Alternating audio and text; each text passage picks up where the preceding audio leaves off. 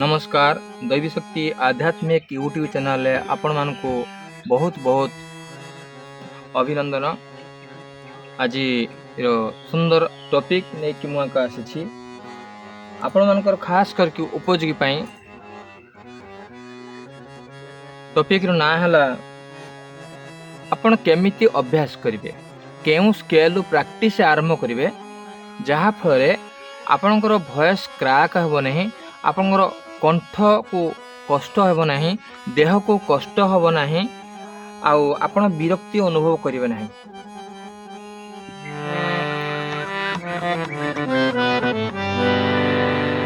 अधिकांश आम अनुभव करूँ गायक मैंने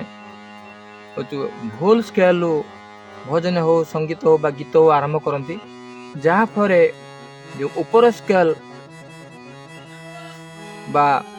ऊपर स्केल से चली जाती बा पतला स्वर को जो आम तार सप्त को चली जाती से कंठ पाए बा भयस कुलाए नहीं से पुणी से गीत को छाड़ दिखती भजन को छाड़ दिखती कि मंत्र सप्त को आड़क आसिले भी आपंकर भयस भी पाइब ना। ए क्षेत्र में आपण मैंने कौन करेंगे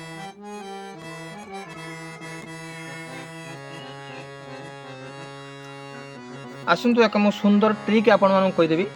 जो ट्रिक रे आपण माने यदि ताकू करंती तले आपण जोठी भी गांतु भजन गांतु कि जहाँ भी गांतु सुंदर भाव में आपणकर भजन हो पाए। हारमोनियम प्रैक्टिस ये हूँ गुरु मंत्र अधिकांश आपण माने वीडियो यूट्यूब देखुथिबे किंतु ए भलिया वीडियो आपण पाइबे नाही। सुंदर कथा कही दे कि सम्यक धारणा दे दी प्रथम इंट्रोडक्शन दे दी जोड़ा मुझे सब आपण कहे देखंतु इंट्रोडक्शन देवा पूर्व आ गोटे छोट कथा आपको रिक्वेस्ट करी चैनल को लाइक सब्सक्राइब निश्चित भाव करेंगे आउ वीडियो को स्किप कर चली जाए शिक्षा पर्पस रे आपण माने रोचंती माने वीडियो को स्किप करके आदौ जीवे नहीं तेबे आपण किछि शिखि पारिबे धैर्य सहकार सुनिबे शेष पर्यंत सुनिबे आ कमेंट रे जय मां सरस्वती लिखिदेबे बा जय मां गायत्री लिखिदेबे। साधारणतः 90% लोक आम देखि था से माने क्यों स्केल बा क्यों सार्प गीत आरंभ करी आपको कहीदे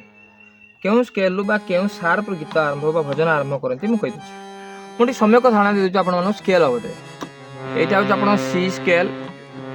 D scale C D E F G A पुणी बी ये आपंकर समुदाय 12टी स्केल 1 2 3 4 5 6 7 8 9 10 11 12 ये 12 स्केल मध्य सप्तकर 12 स्केल आर भितर शार्प अच्छी यहाँ C scale C sharp D scale D sharp C D E B रे स्केल अच्छी शार्प नहीं पुणी F scale F sharp G scale G sharp A scale A sharp आउ बी रे शार्प नहीं ये आप जानीगले मध्य सप्तक जमीका तार सप्तक सेमतिका आउ आपणकर मंत्र सप्तक मध्य ठीक सेमतिका शार्प बाबद रे आ स्केल बाबद आप जानीगले आपण भजन बा जहाँ किसी गाँतु ना कहीं कौ स्केल आपण मैंने आरंभ करेंगे ये बड़ कथा देखो आपने कौ स्केल आरंभ करेंगे सब बेस्ट स्केल आपण को कहीदे युवक सुलभ 20 वर्ष रु 50 वर्ष बयस पर्यंत स्केल आप रहा केबे भी भूलेनि आपण सी रु आरंभ करंतु सी स्केल आरंभ करंतु नले सी शार्प आरंभ करंतु कारण यदि हम एउटू सी स्केल सी शार्प एउटू आरंभ करबा सी डी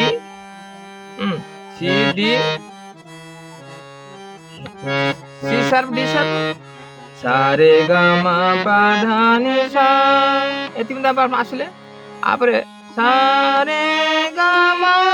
4 स्केल में मारी जाऊँ अर्थात तार सप्तक आम 4 स्केल पर्यंत बिना द्विधारे बिना कष्ट आम गाई पार्छु आ ऊपर देखा तार सप्तक केमती सॉरी मंत्र सप्तक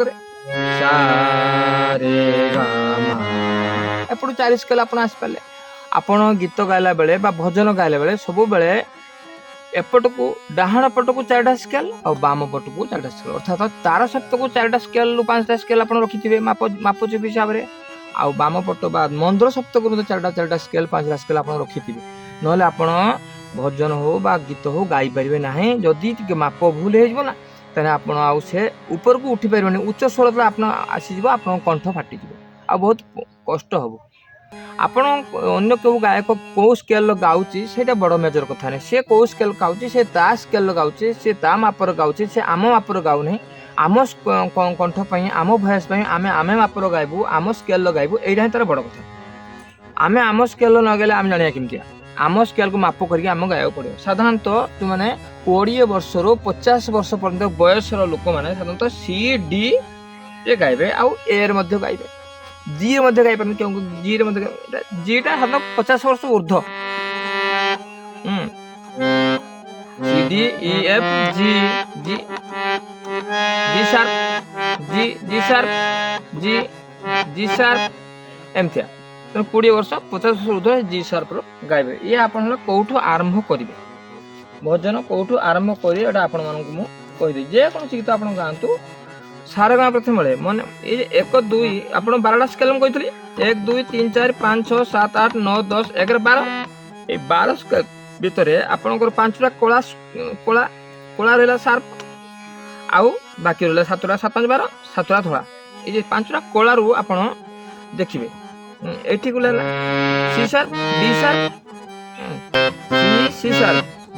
D sharp C D E रे शार्प नहीं एफ शार्प जी शार्प पुनी ए शार्प बी रे शार्प नहीं पुनी एठी आरंभ होला आपण जानि पहले शार्प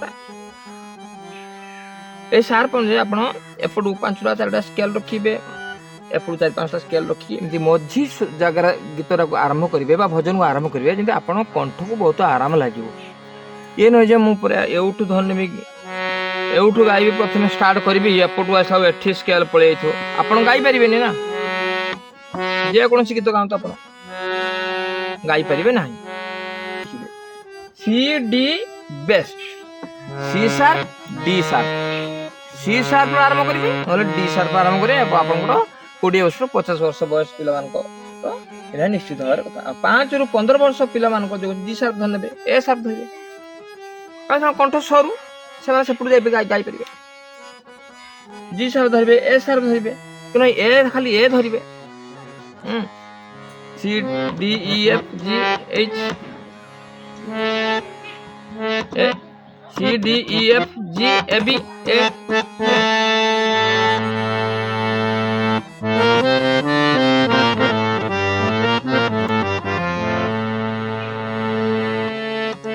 छोट पिला धरवे 5 रु 15 वर्ष बयस पिला ए स्केल आप धरवे ए स्केल ए शार्प ने a scale Etah sharp sharp धरि पारती बा ए स्केल धरि पारती मन रे आपण मान करे तापर आपण आउ गोटे कथा कहबा सी शार्प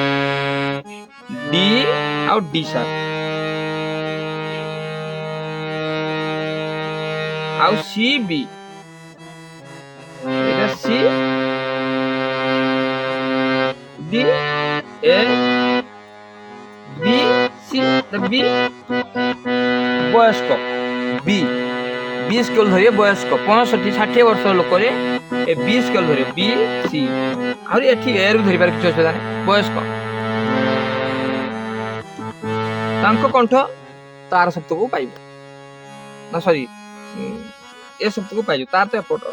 मंद्र शब्द को पाइजो गाई परिवार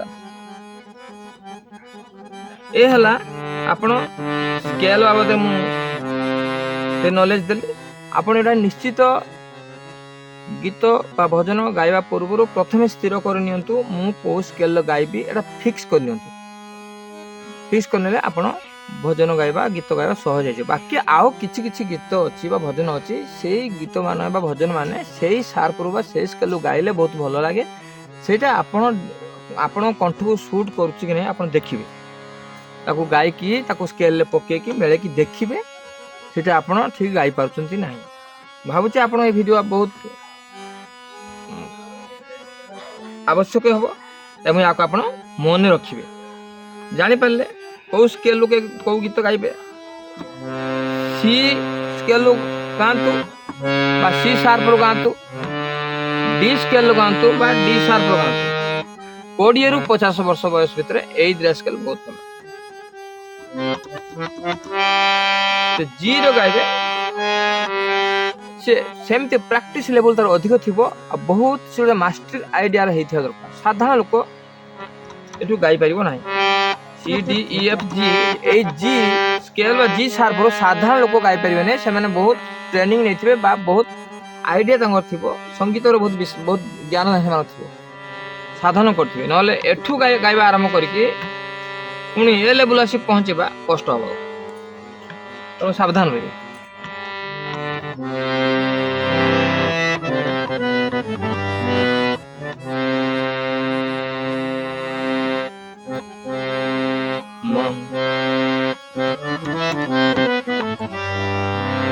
ଏଉଠୁ ମୁଁ ଗାଇବି, ମୁଁ ଭଜନ ଗାଇଥିଲି। ମନ ମନ୍ଦିରେ ଦେଖ ଗୁରୁ ବ୍ରହ୍ମଙ୍କୁ, ମନ ମନ୍ଦିରେ ଦେଖ ଗୁରୁ ବ୍ରହ୍ମଙ୍କୁ। କିଛି କଷ୍ଟ ଲାଗୁନି ମତେ ବହୁତ ଆରାମ ଲାଗୁଛି। ଏଇଠି ଗାଇବି, ଏଇଠି ଗାଇବି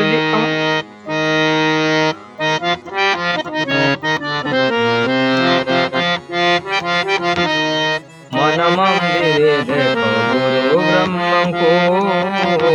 ମନ ମନ୍ଦିରେ ଦେଖ ଗୁରୁ ବ୍ରହ୍ମଙ୍କୁ। ଏଠି କଣ ହବ, ଟିକେ ପ୍ରେସର ନେବେ ଆଉ ସ୍ୱର ସୁଲଳିତ ହେଇଯିବ। ଟିକେ ପ୍ରେସର ନେବେ, ଅତି ସିମ୍ପଲ କଣ୍ଠ ଯଦି ଟୋଟାଲି କଷ୍ଟ ଦେବେନି ତାହେଲେ ଗୀତର ମାଧୁର୍ଯ୍ୟ କମିଯିବ। ଟିକେ ଭଜନର ମାଧୁର୍ଯ୍ୟ ଜାଣିବା ପାଇଁ ଟିକେ ଗୋଟିଏ ସ୍କେଲ ଉପରକୁ ନେବେ, ମାନେ ତାର ସତଳକୁ ଯିବେ, ମନ୍ଦିର ଆଡକୁ ନୁହେଁ, ତା ସତଳକୁ ଯିବେ। ଧର ମୁଁ ଏଇଠି ଗାଇଲେ, ଏଇଠି ଗାଇଲେ, ଏଇଠି ଗାଇଲେ କେମିତି ଲାଗୁଛି, ଏଇଠି ଗାଇଲେ କେମିତି ଲାଗୁଛି।